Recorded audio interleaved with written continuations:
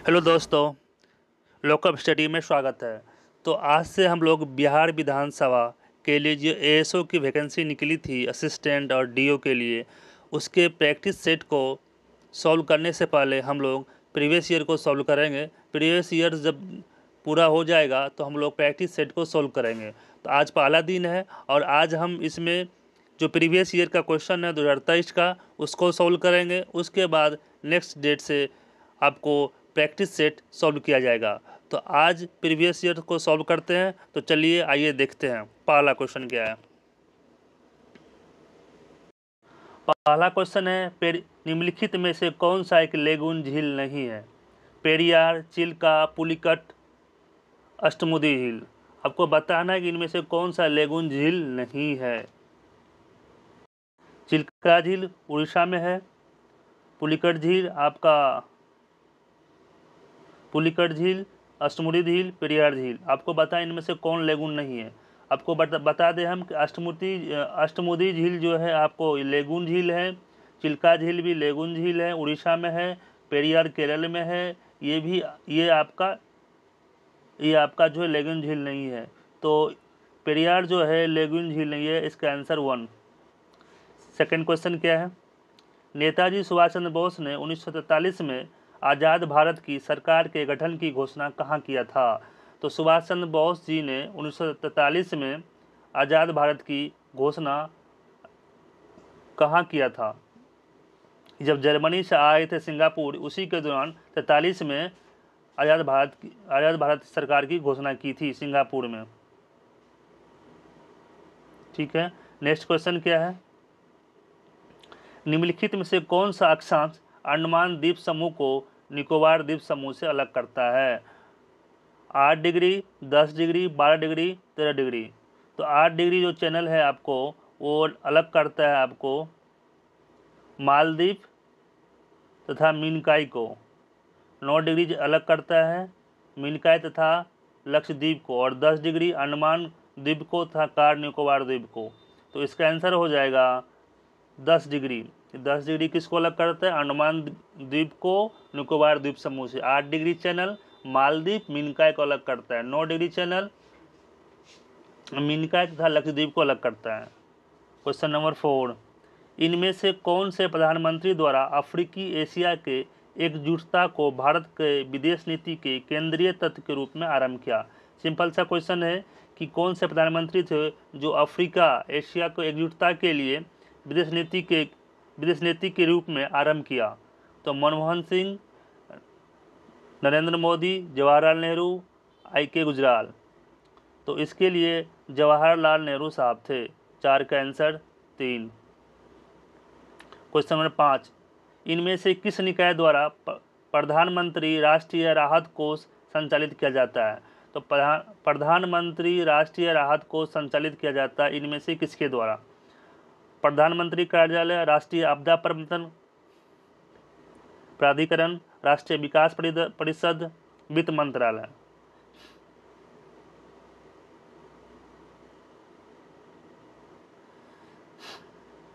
इसका जो आंसर हो जाएगा राष्ट्रीय आपदा प्रबंधन प्राधिकरण। जो ये प्रधानमंत्री राहत कोष जो है ये आपदा के समय जब बाढ़, सूखा, चक्रवात आदि आता है, इसी कोष से पैसा दिया जाता है आपको। ठीक है, इसका आंसर हो जाएगा राष्ट्रीय आपदा प्रबंधन प्राधिकरण। क्वेश्चन नंबर 6, निम्नलिखित में से किस 2 देशों की भारत के साथ सबसे लंबी स्थलीय सीमा है? कौन सा देश है इसके साथ भारत की सबसे लंबी स्थलीय सीमा है? बांग्लादेश, म्यांमार, चीन, पाकिस्तान। तो भारत की सबसे ज़्यादा लंबी स्थलीय सीमा बांग्लादेश के साथ है। 6 का 1 is right answer. Question number 7, निम्नलिखित में से दक्षिण भारत की सबसे ऊंची चोटी कौन है? दक्षिण भारत की सबसे ऊंची चोटी कौन है? अब ऑप्शन ए है आपका महेंद्रगिरी, ऑप्शन 2 डोडा बेटा, गुरु शिखर, अनामुडी। आपको बताना है दक्षिण भारत की सबसे ऊंची चोटी कौन सा है। यहाँ पे है आपका अनामुडी। अन्नामलाई की पहाड़ी, उसी की ऊंची चोटी है अन्नामुडी। तो दक्षिण भारत की सबसे ऊंची चोटी कौन सी है? अनामुडी। क्वेश्चन नंबर 8, किन दो पर्वत श्रेणी के बीच कश्मीर घाटी स्थित है? किन दो पर्वत श्रेणी के बीच कश्मीर घाटी स्थित है? लद्दाख, वृत्त हिमालय और पीर पंजाल। लद्दाख और वृत्त हिमालय और पीर पंजाल, यहाँ वृत्त हिमालय लिख दीजिए। और वृत्त हिमालय और जास्कर, काराकोरम, लद्दाख, जो कश्मीर घाटी किन दो चोटी के बीच स्थित है? तो कश्मीर घाटी जो है आपको ये स्थित है आपको ग्रेट हिमालय और पीर पंजाल, ग्रेट हिमालय और पीर पंजाल, जीपी याद रखिएगा। ग्रेट हिमालय और पीर पंजाल के बीच कश्मीर घाटी स्थित है, याद कर लीजिए। एक क्वेश्चन बराबर एग्जाम में आता है और डायरेक्ट आ जाता है ऑप्शन के साथ। क्वेश्चन नंबर 9, भारत के निम्नलिखित राज्यों को उनके भौगोलिक क्षेत्र के घटते हुए क्रम में व्यवस्थित कीजिए। राजस्थान, तमिलनाडु, महाराष्ट्र, कर्नाटक। सबसे बड़ा राज्य राजस्थान है, मैं आपको बता दूं, सबसे बड़ा राज्य जो है राजस्थान है क्षेत्रफल की दृष्टि से। उसके बाद महाराष्ट्र है, लिख लीजिए महाराष्ट्र। पहले राजस्थान फिर महाराष्ट्र,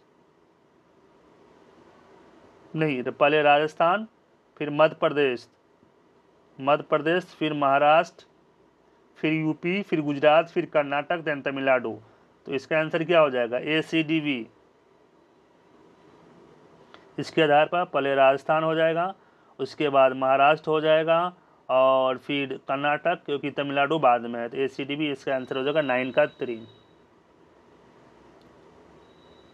क्वेश्चन नंबर 10, भारत के किस द्वीप का उद्गम ज्वालामुखी द्वीप है? तो एक ही मात्र द्वीप है जो ज्वालामुखी है, बेरन द्वीप। क्वेश्चन नंबर 10 का 1 आंसर। क्वेश्चन नंबर 11, विकेंद्रीकरण प्रणाली की सिफारिश किसने की थी? विकेंद्रीकरण, सत्ता का विकेंद्रीकरण पंचायती राज स्तर पर कौन था? बलवंत राय मेहता प्रथम थे, बलवंत राय मेहता जी, जिसने विकेंद्रीकरण प्रणाली की सिफारिश की थी। क्वेश्चन नंबर 12, भारत में मध्य अर्धशतक में अपने किए गए क्या क्वेश्चन है? भारत में मध्य में अपने किए गए महालनोबिस प्लान मॉडल का उद्देश्य क्या था? सिंपल सा क्वेश्चन है कि महालनोबिस प्लान मॉडल का उद्देश्य क्या था? इसका एक ही उद्देश्य था, भारी उद्योगों को स्थापना करना और जो पूंजी संघ वाले जो व्यक्ति थे वह उसके लिए भारी उद्योग का स्थापना करना। तो ऑप्शन 2 इसका आंसर सही हो जाएगा, 12 का 2। क्वेश्चन नंबर 13, बंदरगाह किस पुरास्थल के उत्खनन से प्राप्त हुआ है? तो बंदरगाह कहाँ था? मोहनजोदड़ो, हड़प्पा, लोथल, दायमाबाद।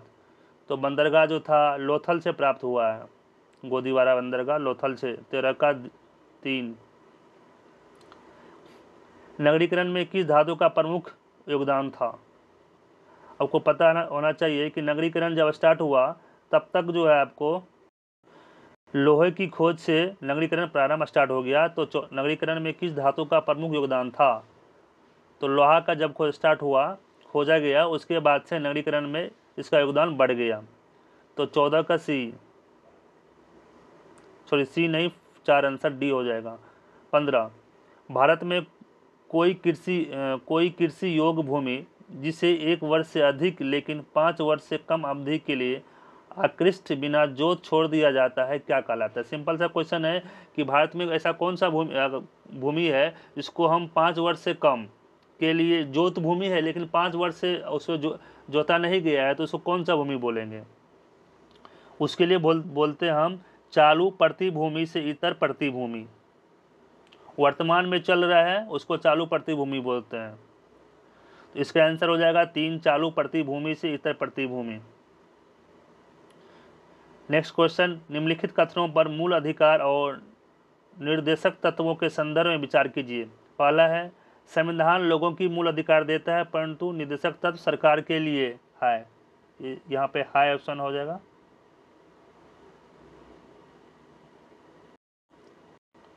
यहाँ हाई होगा। संविधान लोगों को मूल अधिकार देता है, ये सही है, परंतु निर्देशक तत्व सरकार के लिए है, ये भी सही है, सरकार जब चाहे तब लागू कर सकती है। दूसरा है, मूल अधिकार न्याय योग्य है, बिल्कुल न्याय योग्य है, परंतु निर्देशक तत्व नहीं, क्योंकि उनका न्यायालय द्वारा परिवर्तन नहीं किया जा सकता। ये सही है, क्योंकि निदेशक तत्व है, सरकार अगर लागू करना चाहे तो ही लागू कर सकती है। तो इसका आंसर दोनों सही हो जाएगा, सी 1 और 2। नेक्स्ट क्वेश्चन है, राज्य पुनर्गठन अधिनियम 1956 के भाग 3 के जरिए कितनी आंचलिक परिषद स्थापित की गई थी? तो राज्य पुनर्गठन अधिनियम 1956 में लागू किया गया था। आपको बताना है उसके तहत भाग 3 के तहत कितनी आंचलिक परिषद स्थापित की गई थी। आंचलिक परिषद कितनी थी उस टाइम? उस टाइम आंचलिक परिषद थी, पंजाब सब मिला करके 5 थी, टोटल 5 राज्य थे उसमें। क्वेश्चन नंबर नेक्स्ट देखिए क्या है। भारत में संघीय मंत्री परिषद की सदस्यों की कुल संख्या किससे अधिक नहीं हो सकती? भारत में कितने मंत्री होंगे ये किस पे डिपेंड करता है, किस संविधान संशोधन के द्वारा, आप उसको कमेंट में बताना है। मैं यहाँ बताऊंगा कितने % मंत्री हो सकते हैं। तो भारत में जो संघीय मंत्री होगा वो संसद के कुल सदस्यों की कुल संख्या का, सदस्य की संख्या का 15% मंत्री होगा। इसका 2 आंसर सही हो जाएगा। नेक्स्ट क्वेश्चन है, भूमध्य सागर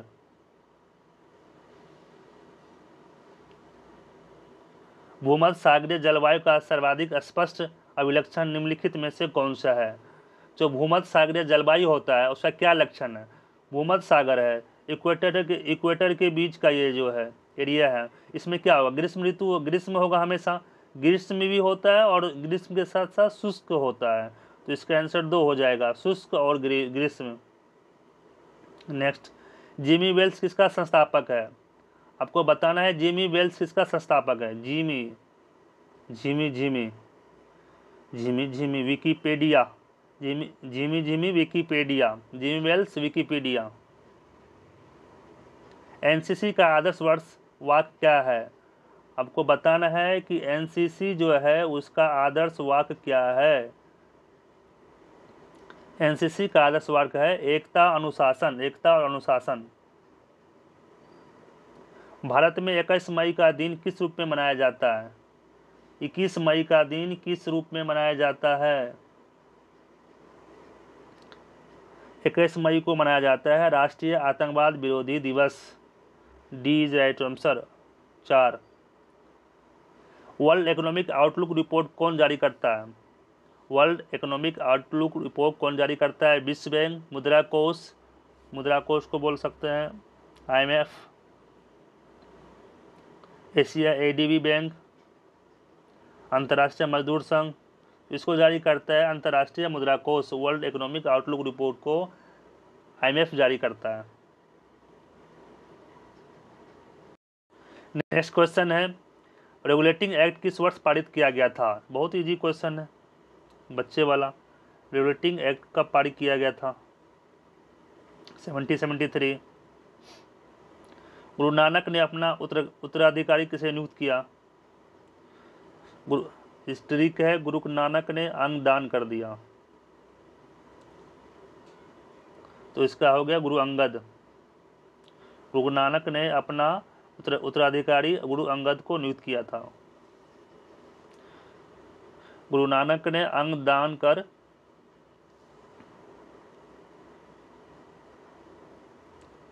नेक्स्ट है, विश्व पृथ्वी दिवस कब मनाया जाता है? विश्व पृथ्वी दिवस कब मनाया जाता है? तो विश्व पृथ्वी दिवस 22 अप्रैल को मनाया जाता है। अल्फा क्या है? अल्फा क्या है? What is alpha? अल्फा है एक प्रकार का घास है, एक प्रकार का घास है। ये मटर जाति के पौधे का होता है, मटर जाति का जो पौधा होता है उसी का एक घास है। तो झाड़ी इसको बोलते हैं, मटर जाति के पौधे को झाड़ी बोलते हैं। तो ये एक प्रकार का घास है। नेक्स्ट क्वेश्चन, भारत के किस राज्य की सीमा नेपाल, भूटान और चीन तीनों देशों से मिलती है? नेपाल, भूटान और चीन, ये तीनों देशों से किस राज्य की सीमा मिलती है? नेपाल, देखिए ये हो गया आपका नेपाल, यहाँ पे आपका भूटान हो गया और ये चीन हो गया। तो यहाँ पे कौन है? सिक्किम की सीमा तीनों देशों से मिलती है। तो इसका आंसर हो जाएगा सिक्किम। नेक्स्ट क्वेश्चन, दल बदल निरोधक कानून किस संविधान संशोधन द्वारा पारित किया गया था? दल विधेयक जो पारित किया गया था 52वां संशोधन था, उसके द्वारा पारित किया गया था। Answer 2 is right answer. सर्वाधिक लवणता किस सागर में पाई जाती है? तो सर्वाधिक लवणता है किस सागर में पाई जाती है? मृत सागर, लाल सागर, हिंद महासागर, अरब सागर। सर्वाधिक लवणता मृत सागर में पाई जाती है। Option 1 is right answer. Next question, भारतीय पुरातत्व का जनक किसे कहा जाता है? Alexander Cunningham, John Marshall, Mortimer wheeler, James Prinsep. भारतीय पुरातत्व का जनक अलेक्जेंडर कनिंघम को बोला जाता है। Option 1 is right answer. Next question, Delhi सल्तनत के किस वंश ने सबसे कम समय तक शासन किया था? खिलजी, तुगलक, सैयद, लोदी।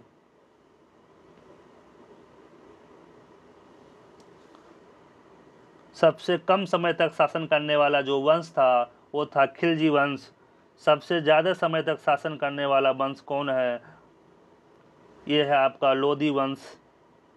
लोदी सबसे ज़्यादा 75 साल तक शासन किया था। नेक्स्ट है, एक बंद अर्थव्यवस्था वो अर्थव्यवस्था है जिसमें मुद्रा पूर्ति पूर्ण रूप से नियंत्रित है, घाटा वित्तीयन होता है, केवल निर्यात होता है, न निर्यात होता है न ही आयात होता है। तो बंद अर्थव्यवस्था है तो इसमें क्लोज इकोनॉमी है, तो क्लोज इकोनॉमी में न ही आयात होगी और न ही निर्यात होगी। तो इसका option 4 is right option answer. Nalanda विश्वविद्यालय के संस्थापक कौन थे? चंद्रगुप्त, विक्रमादित्य, कुमारगुप्त, धर्मपाल, पीयूष गुप्त। इसके संस्थापक थे कुमारगुप्त। आपको बताना है विक्रमशिला विश्वविद्यालय की स्थापना किसने किया था? सोमपुर बिहार की स्थापना किसने किया? ऑप्शन करके बताइएगा जरूर। नेक्स्ट क्वेश्चन, भारतीय नौसेना के दक्षिण नौसेना कमान का मुख्यालय निम्नलिखित में से किस स्थान पे है? भारतीय नौसेना के दक्षिणी नौसेना कमान का मुख्यालय निम्नलिखित में से किस स्थान पे है? कोच्चि, चेन्नई, कारवार, तिरुवनंतपुरम। इसका मुख्यालय कोच्चि में है।